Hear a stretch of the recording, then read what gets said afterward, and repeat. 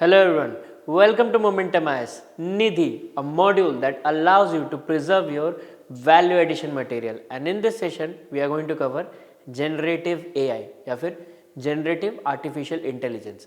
Now, generative artificial intelligence पे एक बहुत अच्छा आर्टिकल आया है 9 जनवरी के हिंदू में, जिसको आप एक बार ज़रूर आज हमारा जो डेली करंट अफेयर्स जो हम डेली बेसिस पे रिलीज़ करते हैं उसमें जाके उससे रिलेटेड जो बेसिक कंटेंट्स हैं या इन्फॉर्मेशन है उसको आप देख सकते हो, ताकि that can help you in your prelims and your mains based preparation. So let's begin. First of all we need to understand कि what is this generative AI, this concept. Now you might be seeing this picture, ये Albert Einstein का एक picture आपको दिख रहा होगा. The thing is that कि ये जो पिक्चर कलर्ड करके एक पिक्चर दिख रहा है, this is not the original picture. This is not the original picture. So what is this generative AI? अगर इसकी ओवरऑल लैंग्वेज वाइज जाए, जनरेटिव मीन्स कुछ ना कुछ एक क्रिएट किया जा रहा है, जनरेट किया जा रहा है. What is that generation? किस चीज का जनरेशन हो रहा है? Basically it is the generation of content और मीडिया. कंटेंट और media in the sense of what? ना ओवरऑल वे में अगर देखें, अगर इस चीज को हम बोलते हैं कंटेंट या फिर मीडिया अगर क्रिएट करना है, इसका मतलब है अगर आप कुछ क्रिएट कर रहे हैं तो वो either in the form of text है. मान लीजिए आपने कुछ आर्टिकल ही क्रिएट कर दिया, उस बेसिस पे अगर हम कहना चाहें जनरेटिव एआई. इमेजेस हो गए, वीडियोस हो गए या और कुछ. So this is what we call as generative AI. Mainly इसे हम intangible form में कहते हैं, मतलब जो चीज़ we can't touch but we can sense obviously.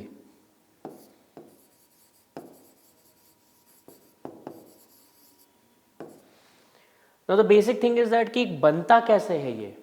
जैसा कि अभी हमने बात की एल्बर्ट आइंस्टाइन की ओरिजिनल पिक्चर, जो अगर ब्लैक एंड वाइट टाइप के फॉर्म में जो प्रिंट मतलब ओवरऑल मीडिया में आई होगी, ओरिजिनल पिक्चर या जो भी कंटेंट है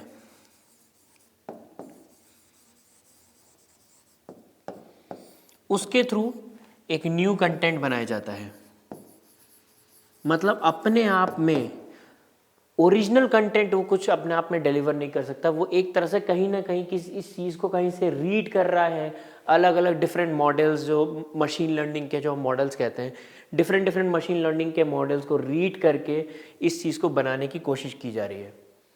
machine learning is not going to create something. Machine learning is something about training about some data. आपके पास मान लीजिए मल्टीप्लीकेशन का 1 into 2, 2 into 2, 2 into 3, 3 into 4, ये अपने आप उसने रीड किया ना. अगर आप एक पैटर्न देख रहे हैं कि 1 into 2 आया है, नेक्स्ट इज 2 into 3 आया है, नेक्स्ट इज 3 into 4 आया है. What will it do?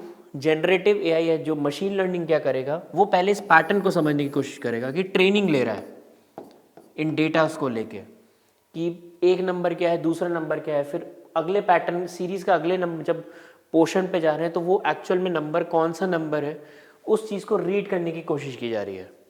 किस तरह से रीड करने के लिए? वो इन डेटा सेट्स को यूज़ करेगा. These are called data sets. और इस चीज़ को रीड करने की कोशिश की जाएगी in the form of machine learning, जैसा कि मैंने कहा. यानी कि आप इसका ट्रेनिंग कर रहे हैं. ये इसका ट्रेनिंग पीरियड चल रहा है जहाँ पे ये समझने की कोशिश करेगा कि what is the pattern and what should be the next pattern that can be created और that can be articulated. So overall way में जब इसे ये पता चल जाएगा कि ये एक नंबर को ले रहा है और उसके जस्ट एक नंबर को ऐड करके दोनों नंबर का मल्टीप्लिकेशन कर रहा है, once it trains it then it can surely can make the कि अदर नंबर क्या होगा, 4 into 5 आने वाला है. But this training period, entire training period जहाँ पे वो लर्न कर रहा है, पैटर्न को समझने की कोशिश कर रहा है, that is what is called machine learning. But जब नया कंटेंट क्रिएट हो रहा है, नेक्स्ट पैटर्न जब जनरेट हो रहा है, this is what is called artificial intelligence. ना यही आर्टिफिशियल इंटेलिजेंस जब जनरेट करता है कुछ दूसरी नई अलग अलग चीज़ें in the form of text, images, videos, इस चीज़ को हम जेनरेटिव आर्टिफिशियल इंटेलिजेंस कहते हैं। दैट मीन्स कहीं ना कहीं generative artificial intelligence is something related to machine learning. And machine learning में बहुत डिफरेंट टाइप्स के लर्निंग हो, जैसे सुपरवाइज लर्निंग हो गया, अनसुपरवाइज लर्निंग हो गया, एंड इसको कहते हैं हम semi supervise learning. Now what is this semi supervise learning? मान लीजिए कि कोई ऐसा डेटा को आप ट्रेन करने की कोशिश कर रहे हैं, तो दैट मीन्स कुछ अनट्रेन्ड डेटा होंगे, कुछ अनट्रेन्ड डेटा होंगे। मतलब अनट्रेन्ड डेटा में जिन पे आपने मॉडल्स नहीं बनाए, आपने पैटर्न जिन पे डिटेक्ट नहीं किए हैं कि ये किस तरह से बनाया जा रहा है, क्या एक्चुअल में फंक्शंस क्या है उस पर्टिकुलर चीज़ का। तो सेमी सुपरवाइज इज समथिंग कि जहाँ पे जो ट्रेन्ड डेटा है एंड जो अनट्रेन्ड डेटा है, उसमें अनट्रेन्ड डेटा का जो डेटा सेट है ओवरऑल में, मान लीजिए अगर 100 अनट्रेन्ड डेटा है तो 10-15 ट्रेन्ड डेटा होंगे। दैट मीन्स जो प्रोपोर्शन या वॉल्यूम ऑफ बोथ का कंपैरिजन किया जाएगा तो इसका वेटेज ज़्यादा पाया जाएगा।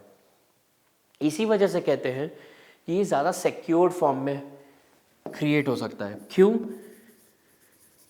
बिकॉज ट्रेन्ड डेटा, अगर आपका ट्रेन डेटा को चेक करने की कोशिश कर रहे हैं, मॉड्यूल वाइज अगर देख रहे हैं, दैट मीन्स आप कहीं ना कहीं इस डेटा को एक्सपोज करते हो किसी चीज़ के सामने, ताकि आप इस चीज़ को रीड करके कुछ क्रिएट कर सको।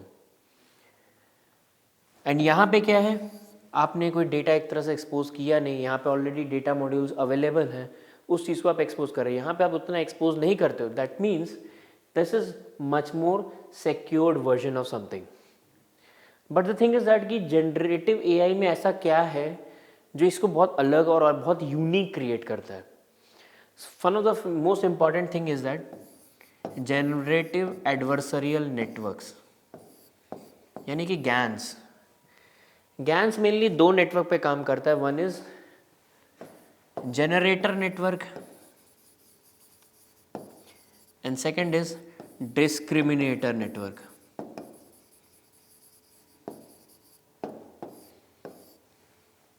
जनरेटर एंड डिस्क्रिमिनेटर नेटवर्क में मेजर इशू क्या है,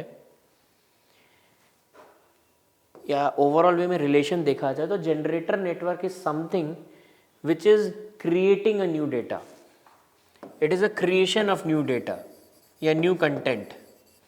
डिस्क्रिमिनेशन इज दैट कि जो आपका, जिससे आपने इस चीज़ को बनाया है, ओरिजिनल कंटेंट से आपने इसको उठाया होगा, बनाया होगा,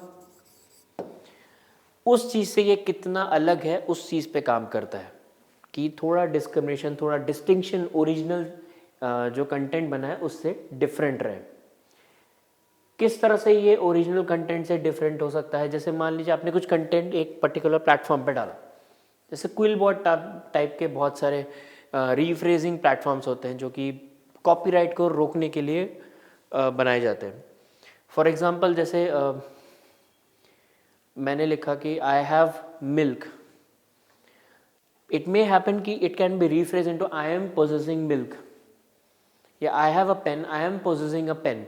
आपने टर्म्स को ही चेंज कर दिया, I am possessing a pen, I have a pen, I am possessing a pen. तो टर्म्स चेंज हो गए, फ्रेज कर अलग से फ्रेज कर दिया गया, या फिर अ पेन इज पोजेस्ड बाय मी। आप इस तरह से इस चीज़ को रिफ्रेन कर रहे हो, अलग तरह से चेंज करके ला रहे हो। मीनिंग सेम है बट ओरिजिनल कंटेंट से थोड़ा डिफरेंट है। That is what all about discriminator network. या फिर ये हो गया कि मान लीजिए कुछ इमेजेस ऐसे आई हैं, अगर मैं सर्च करता हूँ, तो मान लीजिए अगर डेविड बेकम का फ़ोटो मिला, कोई डेविड बेकम का फेस है, तो ओरिजिनल कंटेंट में कुछ होगा, बट मे बी जो नया कंटेंट चेंज होकर आएगा, जनरेटिव एआई क्या करेगा, अगर वही डेविड बेकम के आइज़ की जगह उस चीज़ को कट आउट करके किसी दूसरे के आइज़ लगा दिया, मान लीजिए ओवरऑल में जैसे कि शाहरुख खान का ही लगा दिया, कंसिडरिंग पठान का ट्रेलर 10th जनवरी को रिलीज़ हुआ है, just for example I am saying.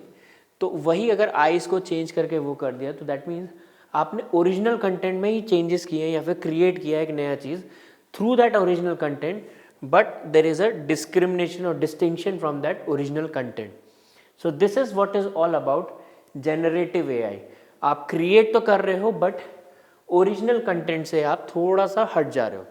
Example के जैसे मैंने डेविड बेकम का ही बताया, या फिर इसी इमेज को अगर हम देखें, इसी इमेज में अगर देखें ओरिजिनल कंटेंट एल्बर्ट आइंस्टाइन का ब्लैक एंड वाइट पिक्चर रहा होगा, बट जनरेटिव एआई ने क्या किया, थोड़ा उसके स्किन के कलर को समझा, हेयर्स को समझा एंड उस अकॉर्डिंग कलर्स ऐड कर दिए।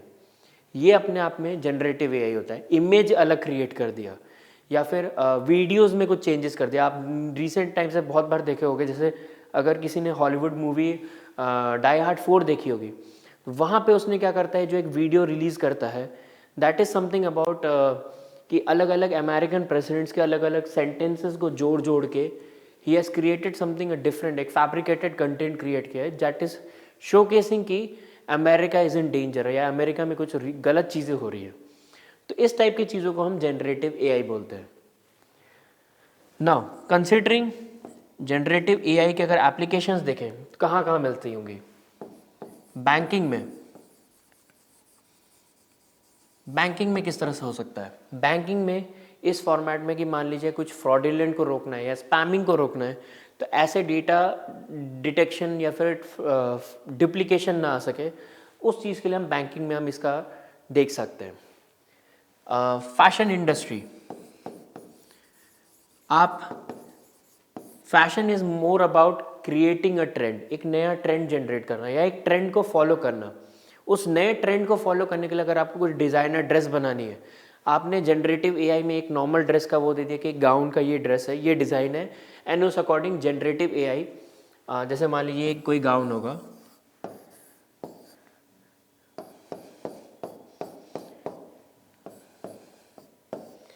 तो उसी गाउन को वो चेंज करके क्या कर देगा, मे बी यहाँ पे फ्लावर्स ऐड कर दे या कुछ और ट्रेंड ऐड कर दे। It is what all about, trend एक नया क्रिएट कर रहा है, ओरिजिनल कंटेंट को यूज़ किया है, दूसरा कंटेंट क्रिएट कर दिया। This is what it is all about, its application in fashion industry. Next is education. ना बहुत ऑनलाइन कोर्सेज ऐसे होते हैं जो हो सकता है टाइमलाइन के साथ फिक्स्ड है कि 3 महीने का कोर्स है, 4 महीने का कोर्स है। Some may be needing a self paced course, मतलब उनको हो सकता है उनको 5 मंथ्स में भी उनको कंप्लीट करना पड़ जाए, उनको 10 मंथ्स में भी कंप्लीट करना पड़ जाए, but they won't be any rush for them. तो इट मे हैपन कि अगर उन्होंने एक टाइम स्पैन डाल दिया कि मेरे पास 10 मंथ्स का चाहिए, उस अकॉर्डिंग क्या करे वो जनरेटिव एआई क्या कर दे, उसी कंटेंट को, कोर्स को कि डिवीजन कर दे कि हाँ नोट्स इस हिसाब से डिवाइड होंगे, जहाँ 10 नोट्स है वहाँ पे उसने 20 नोट्स को में डिवाइड कर दिया, कोर्स क्यूरिकुलम उस अकॉर्डिंग चेंज कर दिया, अपने आप में एक नया कोर्स ही क्रिएट कर दिया। अगर किसी को एक स्पेसिफिक टाइप का कुछ नया पढ़ने की ज़रूरत है तो अलग अलग कोर्स को ज्वाइन करके एक नया कोर्स बना दिया। That is all about of generative AI in education industry. Medicine, now this thing you can also use in your mains answer in the way that medicine में according to Gartner, one of the major industry in terms of KPO knowledge processing operations के form में अगर देखा जाए, KPO company है, Gartner के according bye 2030 या bye 2050 तक अगर हम ओवरऑल वे में माने तो 50% ऑफ द ड्रग डिस्कवरी जो होंगी, 50% of the drug discovery will be based on generative AI. In addition to this, logistics में आप बोल सकते हो, मान लीजिए कुछ सैटेलाइट इमेज है उस पर्टिकुलर एरिया का, तो generative AI can create that particular image का ओवरऑल और एनिमेटेड कंटेंट फॉर्म कर दे कि ये रूट से आप जा सकते हो। लॉजिस्टिक्स में, ट्रांसपोर्ट में जनरेटिव एआई को यूज़ किया सकता है। There are multiple applications of generative AI in different areas. But then again अगर ओवरऑल वे में देखें, there are some challenges related to generative AI. What are those challenges? First of all, obviously security, data privacy, unexpected outcomes.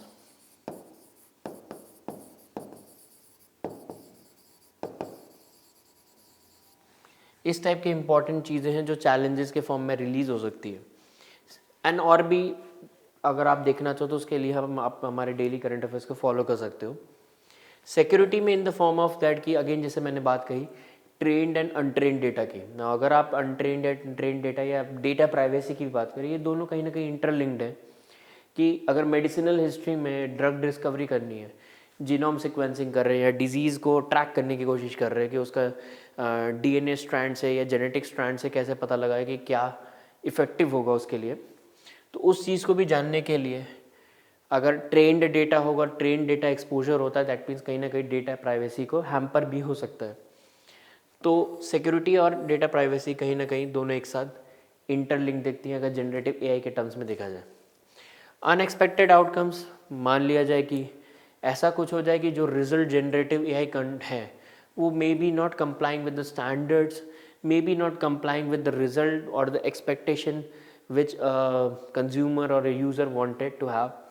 So these are some of the important things which one can consider in the form of generative AI के challenges में अगर देखा जाए।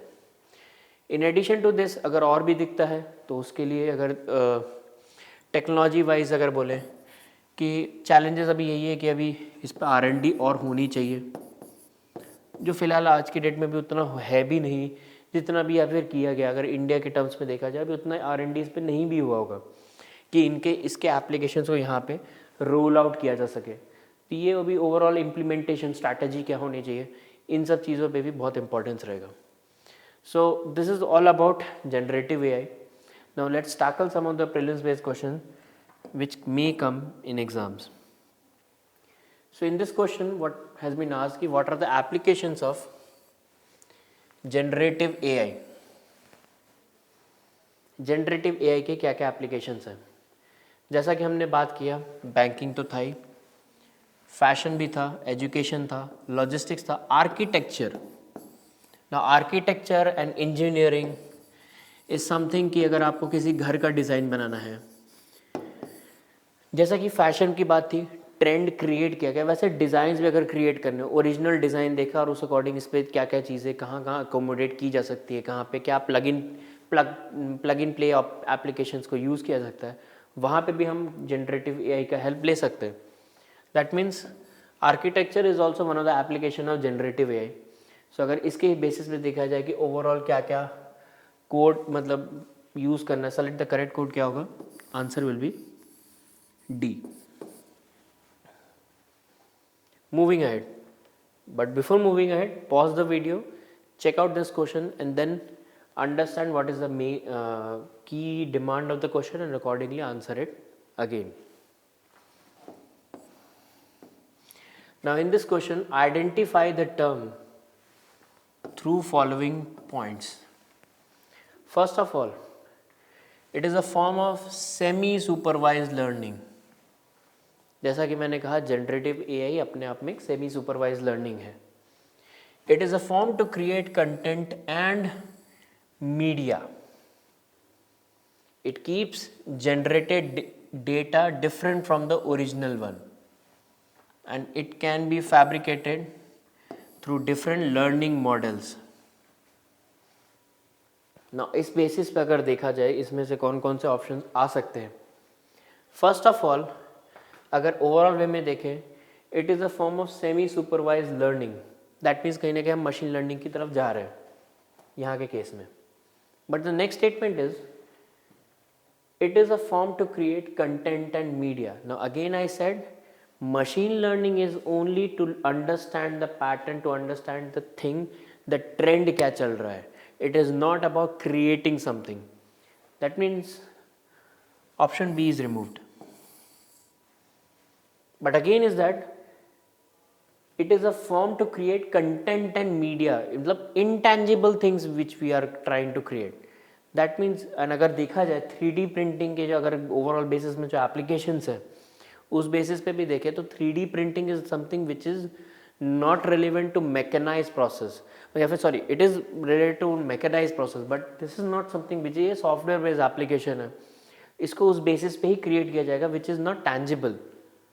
सो somewhere you can eliminate 3D printing as well, but again it is showing it keeps the generated data different from the original one. That means कहीं ना कहीं हम discriminator network की बात कर रहे हैं जो ज्ञान के अंडर हमने generative AI में पढ़ा. And it can be fabricated through different learning models. And again the thing is that robotic process automation is something जो logistics या फिर आपका inventory या production के में काम आता है. But again the thing is that is it something which is related to creating content?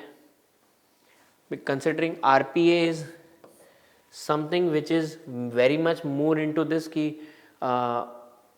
mechanized process, mechanized manufacturing में थोड़ा human effort कम आ सके. And creating content and media is again something which is not the function of robotic process automation. Robots are something like a hardware something thing जिस पे software कुछ coded exams है, मतलब embedded है, but which is not very much related to generative AI. That means you can remove this part as well, robotic process automation, considering कि it keeps the generated data different from the original one, because robotic process automation में जो conveyor belts में या कहीं पे भी अगर move on कर रही है कोई चीज़ है, वो similar type of product की creation कर रही है, उसमें original content या फिर proportion of different contents will be same, it is not going to change, which is different in the case of generative AI. So the correct answer will be option C. Pause this video again for a while, check out again ki what the question demand of the question is, then understand what can be the right answer for this current option, this particular question. So with this we are ending this session. Hope you liked it. Subscribe to our YouTube channel for to explore more fascinating and informative and astonishing videos. Thank you to all.